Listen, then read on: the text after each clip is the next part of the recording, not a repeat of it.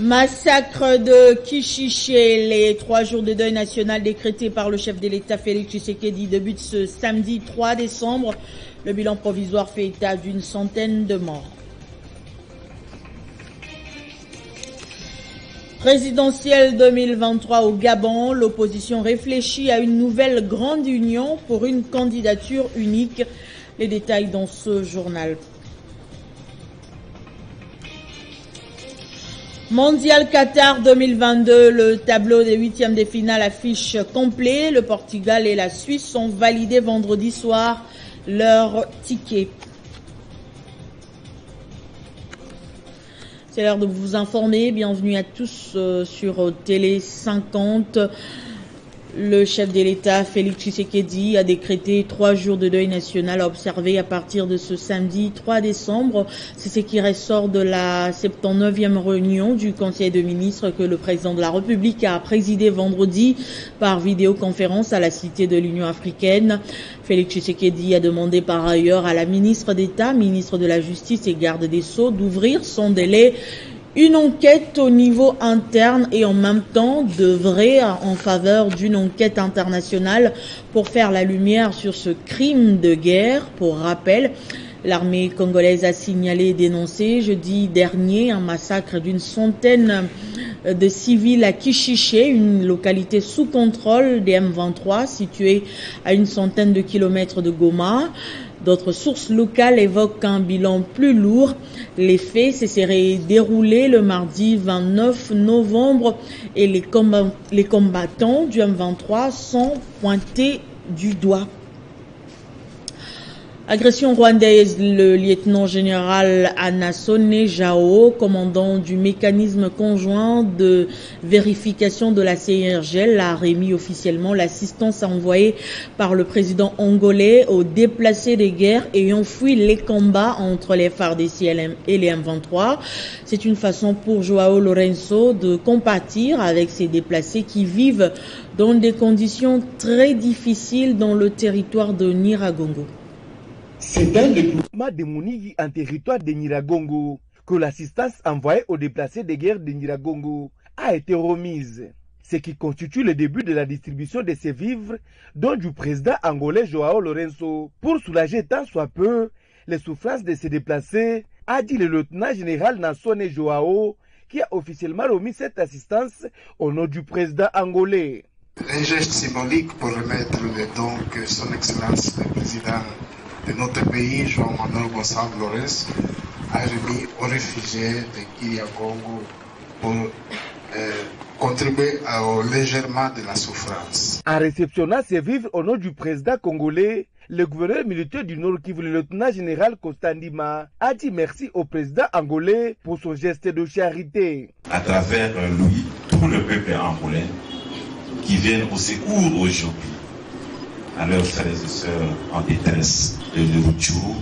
Ce geste nous va droit au cœur.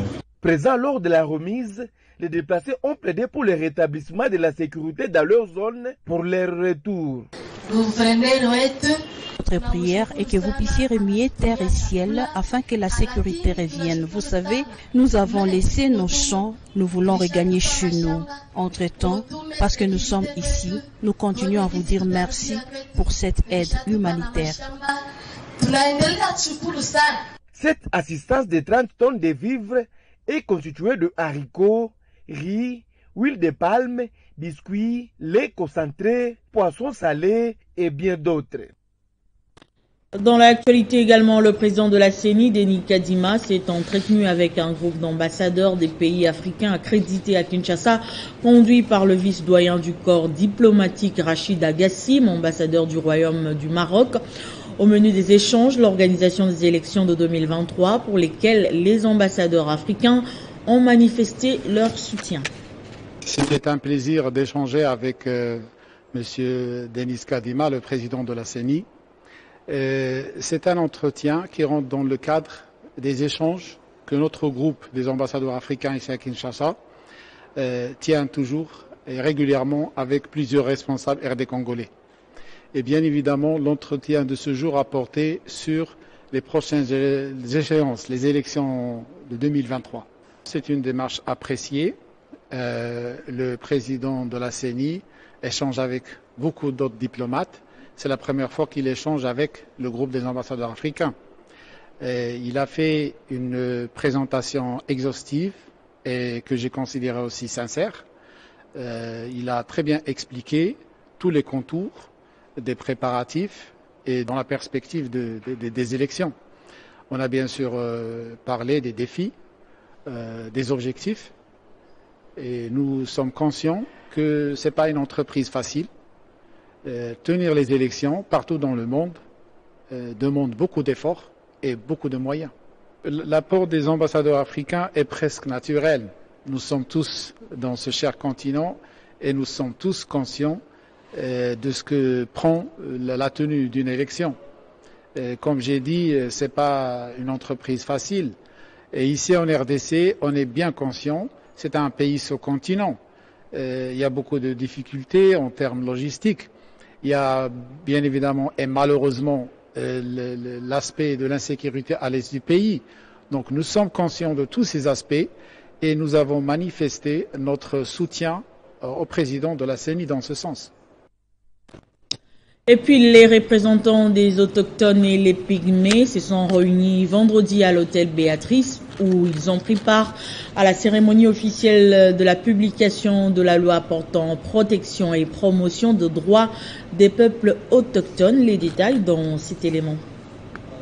Ils sont nombreux de participer à cette cérémonie des publications de la loi portant protection et promotion des droits des peuples autochtones. Les pygmées n'ont toujours pas bénéficié de l'attention particulière étant que groupe autochtone. Délaissés dans l'intégration sociale de la communauté nationale, ces derniers ont enfin eu un document sur lequel ils peuvent s'appuyer afin de vivre librement et égaux en dignité et en droit en tant que citoyens. Il y a plusieurs aspects qui sont abordés dans cette loi qui a 8 chapitres.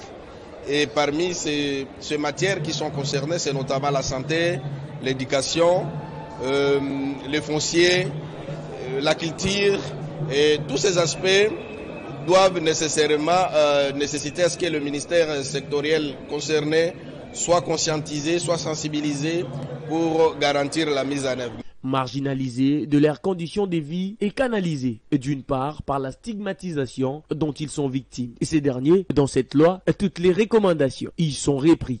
La toute première fois dans notre pays qui vient de définir le mécanisme en termes de développement des peuples autochtones pygmées.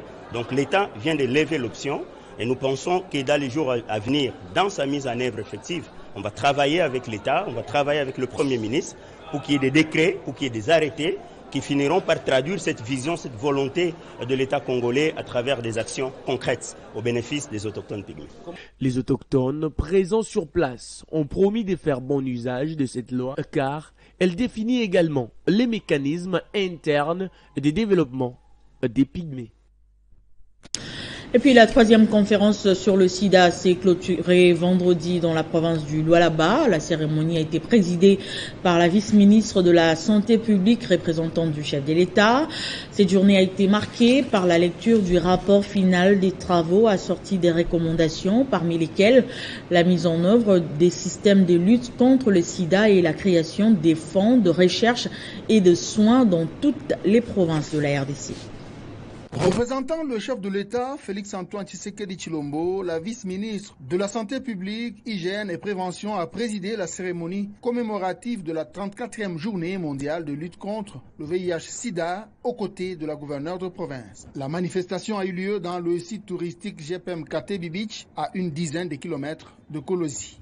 Les gouverneurs des provinces du Tanganyika, du Sankuru, du Kasaï central, du Kasaï oriental étaient de la partie. Main dans la main pour vaincre la stigmatisation et réduire les nouvelles infections dues au VIH-Sida. C'est le thème retenu cette année en RDC. Madame KDC, directrice pays de l'ONU-Sida, a appelé chacun à porter sa voix pour vaincre les inégalités face aux personnes vivant avec le VIH-Sida. Madame Aline, personne vivant avec le VIH-Sida, a partagé son expérience appelant l'assistance à démystifier la pandémie en brisant le silence. La gouverneure du Lualaba a salué le témoignage de la dame représentant les personnes atteintes du sida avant de faire le plaidoyer auprès de la représentante du chef de l'État. Je rends mes hommages le plus déférents à son Excellence, Monsieur le Président de la République et chef de l'État, qui a accepté volontiers de prendre la présidence du CNMLS pour se rassurer du bien-être du peuple congolais.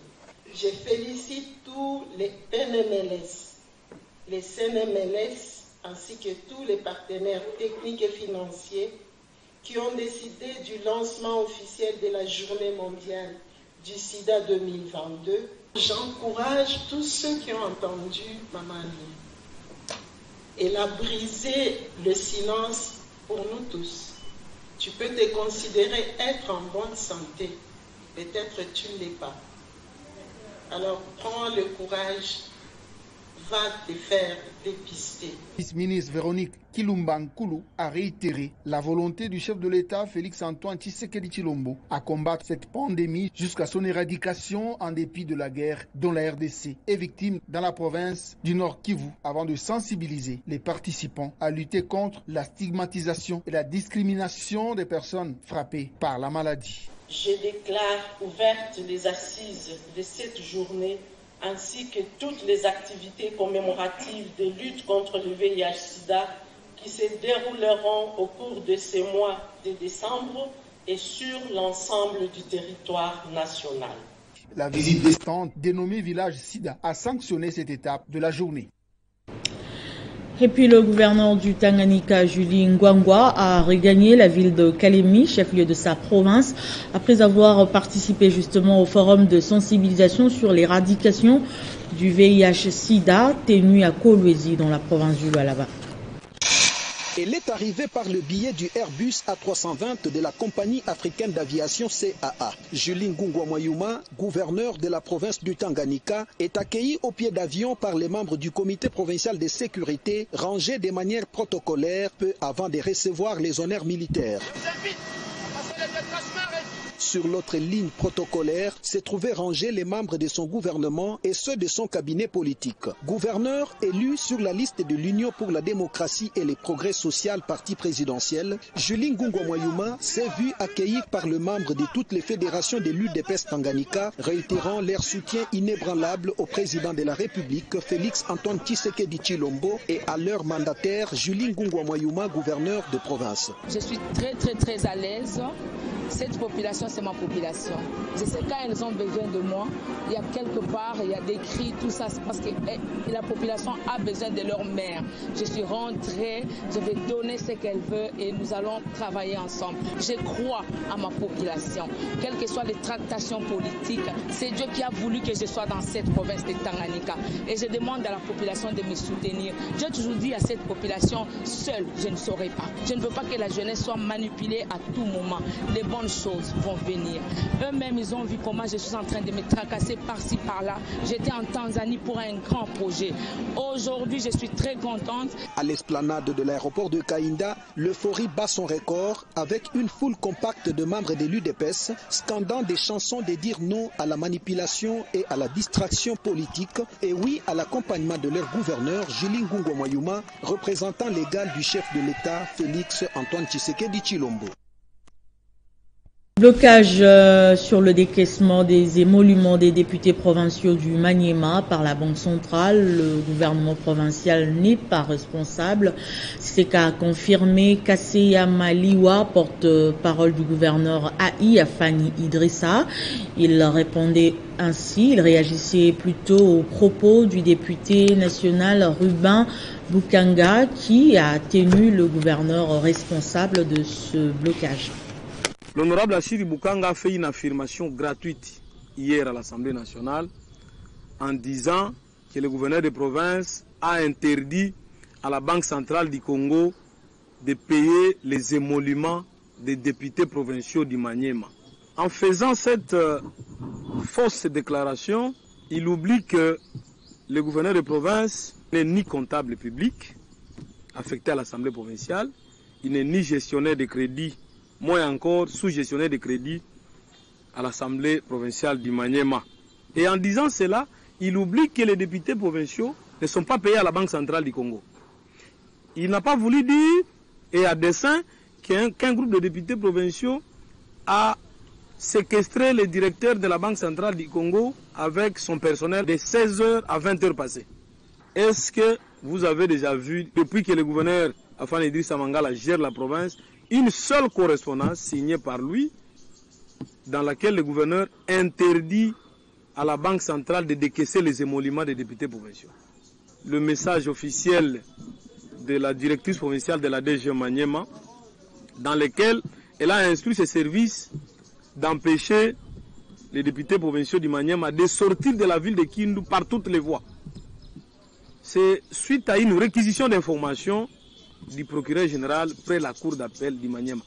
Et c'est dans son droit, comme organe de la loi, de demander à un autre service de l'État qui s'occupe du mouvement de population d'empêcher un groupe de personnes de partir ou de revenir.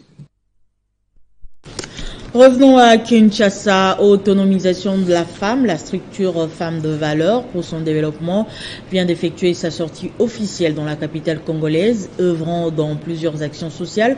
Cette structure travaille d'arrache-pied pour sensibiliser la femme à reconnaître ses valeurs, en plus de soutenir les institutions du pays.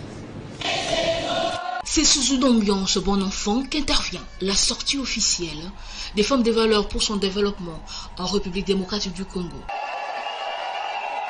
Cette structure politique milite pour mettre à niveau la femme pour son développement durable sur tous les plans. Femmes de Valeur pour son développement se fixe une vision clairement définie avec comme objectif mettre à niveau la femme pour son développement durable sur tous les plans où la femme et la jeune fille font face à plusieurs défis dans la société aux côtés de son partenaire homme. Ici, nous disons qu'il est temps pour que la femme et la jeune fille soient actrices et non plus spectatrices ou observatrices. Nous joignons nos forces, moyens et stratégies à toutes les voies, tant nationales qu'internationales, qui s'élèvent dans le but de lutter en faveur de la femme et de la jeune fille. Pour ce faire, nous promettons d'être et de rester un partenaire incontournable dans l'encadrement, l'éducation, la formation et le développement durable, ainsi que tout ce qui va avec, pour le bien-être de la femme et de la jeune fille. Plusieurs actions sociales sont à mettre à l'actif des femmes de valeur pour son développement, notamment l'encadrement des enfants de l'orphelinat et Eve Eden, d'où cette campagne de collecte de fonds pour soutenir ces orphelins. Et puis en dehors de nos frontières au Gabon, plusieurs grandes formations d'opposition répondent favorablement à l'appel à l'unité lancé par la présidente du parti Union nationale, Paulette Misamo, qui appelle tous les opposants au rassemblement afin de l'emporter à l'élection présidentielle de 2023 face à Ali Bongo. De son côté, le parti au pouvoir dit ne pas s'inquiéter. David Eliamista estime qu'il s'agira d'une plateforme de plus. Pour le porte-parole du Parti démocrate gabonais, les opposants sont incapables de s'entendre. Ils n'ont pas d'idéologie commune, pas de filiation entre jeunes et anciens. Pour lui, cette future alliance n'est donc pas une alternative crédible. En sport, je l'annonçais au sommaire, football mondial Qatar 2022. Le Portugal et la suite ayant validé vendredi soir leur ticket pour les 8e de finale. Le tableau est au grand complet. Les affiches France-Pologne à suivre dimanche après-midi et Angleterre-Sénégal dimanche à 20h et Maroc-Espagne du mardi à 16h compteront parmi les rencontres les plus alléchantes. Retour en images sur la dernière journée de la phase des groupes dans ces résumés de Nathalie Yoko. Ce journal est terminé. Place au rappel de titres. Massacre de Kichiché, les 3 jours de deuil national décrétés par le chef de l'État débutent ce samedi 3 décembre. Le bilan provisoire fait état d'une centaine de morts. Présidentielle 2023 au Gabon, l'opposition réfléchit à une nouvelle grande union pour une candidature unique.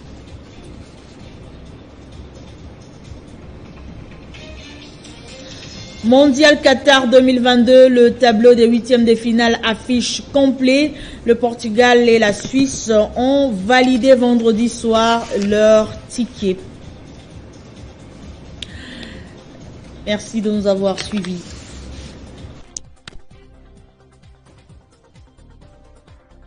De finir.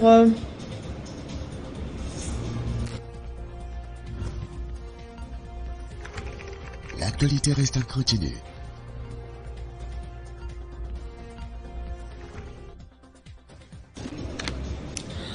Programme des obsèques de Monsieur Paul Kabongo Ouamisasa. La grande famille Kabongo Ouamisasa et les compagnons de lutte de Musée Laurent Désiré Kabila annoncent aux frères, amis et connaissances le programme des obsèques de Monsieur Paul Kabongo Ouamisasa, ancien administrateur général de l'ANER, ancien ambassadeur de la RDC en Algérie et gouverneur honoraire du Kasaï oriental, décédé à Kinshasa le jeudi 17 novembre 2022. Le programme se présente comme suit. Samedi 3 décembre 2022, veillée mortuaire dans la salle polyvalente Maison Kofi, située sur l'avenue Malembankoulou, quartier GB, référence médecin de nuit, à partir de 19h. Et dimanche 4 décembre 2022, à 10h, la cérémonie de recueillement à la morgue de la clinique Ngaliema. Et à 11h, levée du corps pour l'inhumation à la nécropole entre terre et ciel.